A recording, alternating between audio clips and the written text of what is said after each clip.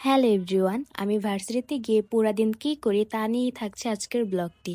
Hope তোমরা অনেক enjoy করবা। So let's go. Welcome back to my another new blog.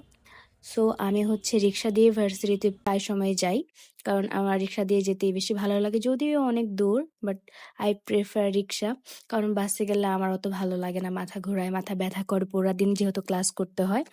So আমি বলতে বলতে আমাদের ভার্সিটিতে চলে আসছি। সো এই হচ্ছে আমার সুন্দর ভার্সিটিটা। আর এই হচ্ছে আমার অলরেডি ক্লাস শুরু হয়ে গিয়েছে, বাট আমি একটু লেটে ঢুকবো কারণ আমার 4.5 ঘন্টা ক্লাস গাইস। মানে বুঝতে পারতেছো আমার কি হবে। সো এই তো আমি ক্লাসে ঢুকে যাব এখন। দেন এই তো ক্লাস করতেছিলাম। আর দেখো কি সুন্দর এই পোস্টারগুলো, এগুলা মূলত আমাদের পোয়েট্রি ক্লাসের প্রেজেন্টেশনের জন্য দেয়। এগুলা জুনিয়রদের, বাট অনেক সুন্দর হয়েছে তাই তোমাদের দেখাচ্ছি। আরো অনেক টাইপের পোস্টার অ্যাকচুয়ালি ওরা লাগায়, যেগুলো দেখতে এত সুন্দর হয়, এত অ্যাস্থেটিক বা এত এত মানে সুন্দর হয়, তাই তোমাদের জন্য নিলাম ভিডিওটা। আর এই দেখো আমি কত গ্লো করতেছি 4.5 ঘন্টা ক্লাস করার পরে। অ্যান্ড এই হচ্ছে আমার ফ্রেন্ড, ও আরো বেশি গ্লো করতেছে কারণ 2-3 বার ক্লাসে ঘুমায় পড়ছিল। যাই হোক, এখন হচ্ছে আমরা চা খেতে বের হইছি। আর এই চাটা এত মজা ছিল। আর ও বিদেশ থেকে আসছে, তো যার জন্য ও জানে না কিভাবে চা খেতে হয়। সাথে বিস্কুট তো কখনোই খায়নি ওর লাইফে, যার জন্য ও 2টা বিস্কুট একসাথে মিক্সড করে এরপর হচ্ছে খাচ্ছিল। অ্যান্ড ও বলতেছিল যে এটা বলে ও ওর লাইফে কখনোই ট্রাই করেনি, এমন খাবার যে হয় সেটাও জানেই না। যাই হোক, ও হচ্ছে অনেক বড় বড় বাইট দিয়ে খাচ্ছিল। এরপরে আমি চলে আসি পালকিতে। লাঞ্চ করার জন্য এসেছিলাম ইভিনিং এ। যাই হোক, এই তো দেখো একদম পার্কের মতোই ছোট ওদের সিঁড়িটা। আর ভেতরে ভালোই জায়গা আছে আর সুন্দর, মোটামুটি একদম পার্কের মতোই ভাইব দিচ্ছিল, পার্কের মতোই ডেকোরেট করা ওদের ভেতরের জায়গাগুলো।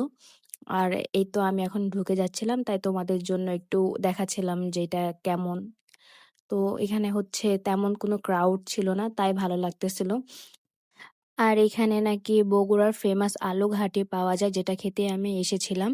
আর এই হচ্ছে বিফ আলু ঘাটি, 210 টাকা। তো এটা নিয়েছিলাম একটা। দেন এখানে ছিল পালং চিংড়ি, যেটা না খাইলে মিস লেখাই আছে, আর পাতলা ঘি ডাল নিয়েছিলাম। আর খাবারের জন্য ওয়েট করতেছিলাম যে কখন খাবার পাবো। আর এই তো চলে আসছে, পালং চিংড়ি ছিল এটা। এটা মোটামুটি ভালোই ছিল। আর এটা ছিল হচ্ছে বিফ আলু ঘাটি, যেখানে 5 পিস মাংস ছিল, এর মধ্যে একটা ছিল তেল, খাওয়ার মতোই না। আর এখন ছিল হচ্ছে পাতলা ঘি ডাল, যেখানে ঘিয়ের কোনো স্মেলই ছিল না। আর আমি তোমাদের একটা জিনিস সাজেস্ট করতে পারি যে এটা একদম ঘরের রান্নার মতো। কোনো বেশি মশলা দেওয়া না বা খাইতেই হবে এমন কিছু না, বাট চলে। যেহেতু ক্ষুধার্ত ছিলাম, খাচ্ছিলাম, আর খাবারগুলো ফ্রেশ ছিল, গরম ছিল। সো এই তো আমি খাওয়া শুরু করে দিয়েছি। আর সবার প্রথমে আমি পালং চিংড়িটা ট্রাই করি। এটা আমার এত পালং শাক পছন্দ না, তাও ট্রাই করেছিলাম, যেহেতু না খাইলেই মিস দেওয়া। বাট আসলে মিস করলেই ভালো হয়েছিল, কারণ আমার কাছে ভালো লাগেনি অতটা। আর এই দেখো আমি খাচ্ছিলাম। দেন এটা হচ্ছে বিফ আলু ঘাটিটা। বগুড়ার নাকি এটা ফেমাস, ট্রাস্ট মি গাইস। আলু দিয়ে গরুর মাংস নর্মাল ভাবে যেভাবে রান্না করে ঠিক সেম অমন টেস্টি ছিল।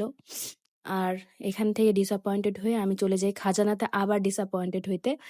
এদের আগের খাবার খুব ভালো ছিল, বাট চাটা খেয়ে তোমাদের কাছে এন্ডিং দিলাম। অ্যান্ড তোমরা যারা এতক্ষণ ধরে আমার ব্লগটি দেখেছো তাদেরকে থ্যাংক ইউ সো মাচ। তোমরা সবাই লাইক, কমেন্ট অ্যান্ড শেয়ার করে দিও বেশি বেশি করে। আল্লাহ হাফেজ।